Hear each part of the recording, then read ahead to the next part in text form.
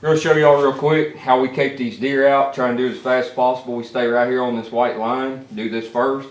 We go right up this leg, stay on the inside. This deer hasn't been gutted, so just be careful how far you go in if you're doing it this way. But then we just stay right on the inside of this pocket.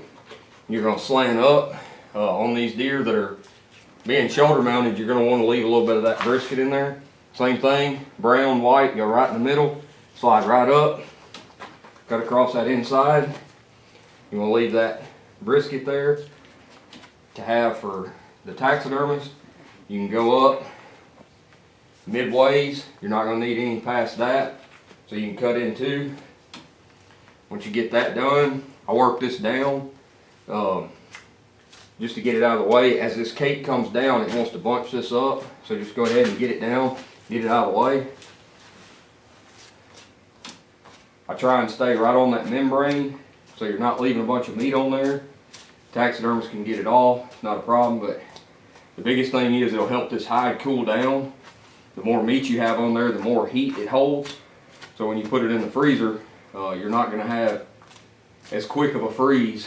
So depending on how warm it is outside, depends on how important that is.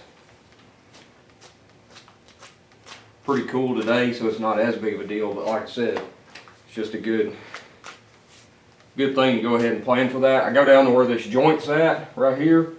You wanna come down, just skin that right around that edge. You're not gonna need any past that. This is actually a little extra, a little too much, but it'll be okay. Taxidermists can cut that off. You always wanna have a little too much versus not enough.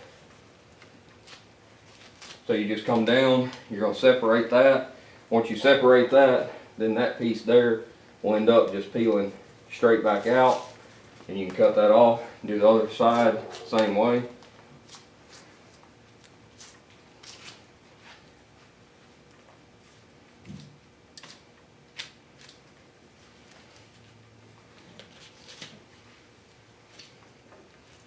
Once you get them legs done where they'll be out of the way, then we'll jump back up and go to the top.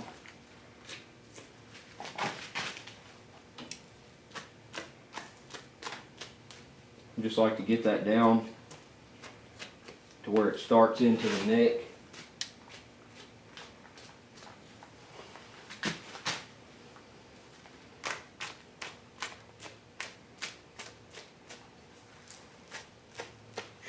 That leg is jellied up.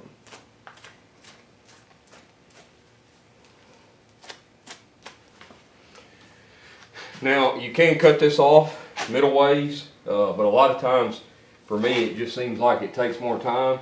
I just jump in on this inside. You're going to cut, slit it down here, then you're just going to peel that back.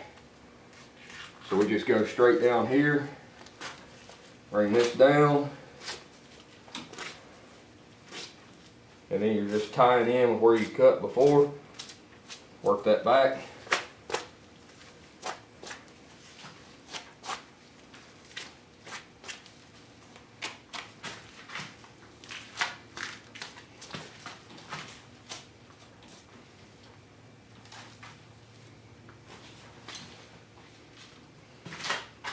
Same thing on this side. Come in, cut down.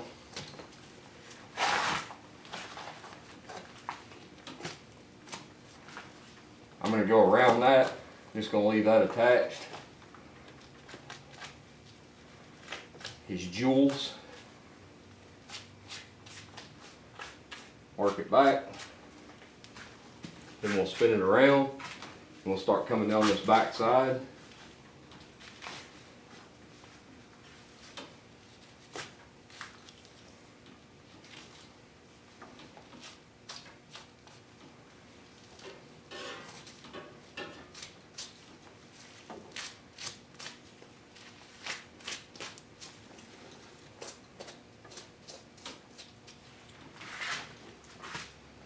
Same thing, work this one back.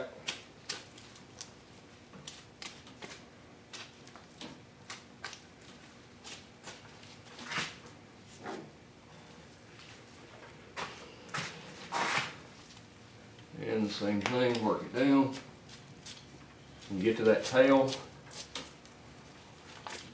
The tail has bones in it that have joints, so you can find one of them joints on them bones. A lot of people you see will cut that off with a hacksaw, but you don't have to do that. You can take that knife, you go right between there. Makes it a little faster for me. And cranking up.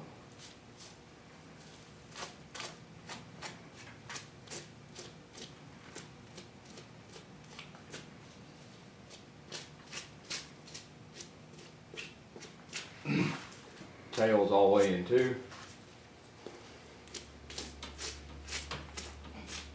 Same thing, we're just working that down. Back in here, you don't have to be perfect because a lot of this is going to be cut off for your shoulder mount.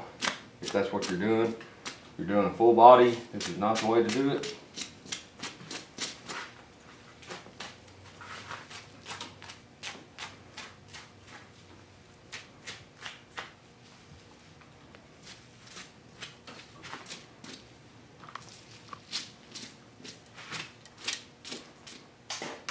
If you're doing a full body, be sure and send us a picture of the deer you're mounting. We want to look at it.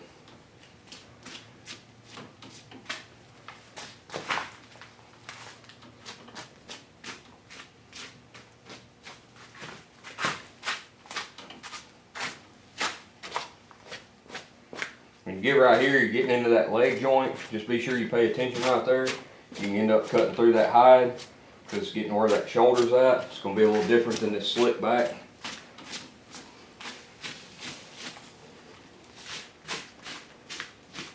Same deal, you're just running around.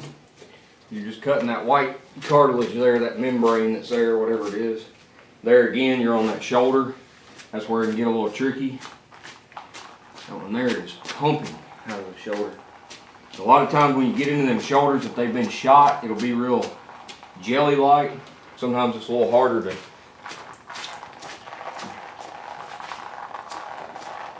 Oh goodness.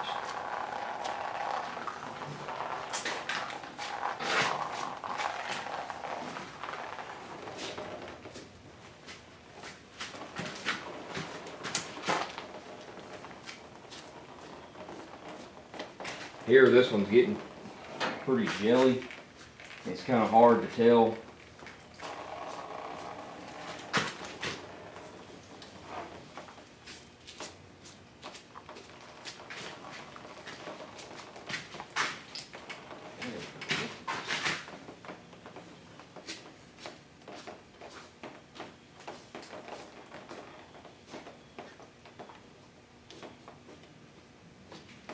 All that blood's coming out of that shoulder. And here you're just working this down. I like to try and get that cape down to about here, skin out, and then I'll come back a little bit and cut off for your taxidermist measurement. But you just roll, same thing, you're just rolling this down. This part, you know, you want to try and keep it as clean as possible and definitely no holes. But you see a lot of people that'll get it to there and just cut it off with that skin still attached. We like to work that hide past that point and then cut off. Whenever your taxidermist skins it out, he'll appreciate you doing that. It's just easier to get it off that head.